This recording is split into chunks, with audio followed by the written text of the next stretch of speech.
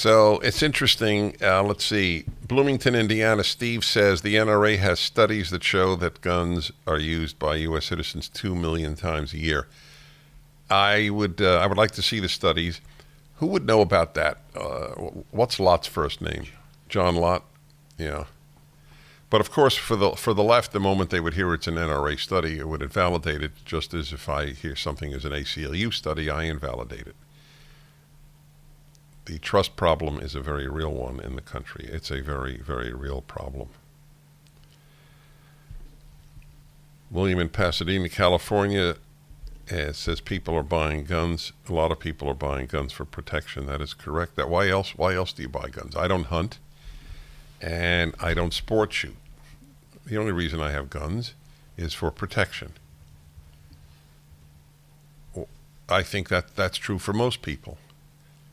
It is a tragedy that the BBC report that I brought to you earlier this week about the woman in Charleston, West Virginia, who saved maybe a dozen, maybe 24 lives of a shooter shooting into a large gathering, and she killed him.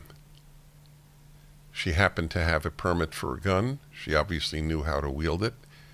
She obviously had courage to confront him and save dozens of lives. Can you imagine that? How many people on earth have saved any life, let alone a dozen or more? And the story is unknown.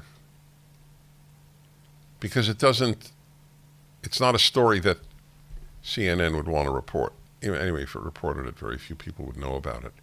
When I look at the numbers of people watching CNN, I compare it to my radio show or my fireside chat, I realize I have so many more people than CNN does. It's a fascinating little piece of data.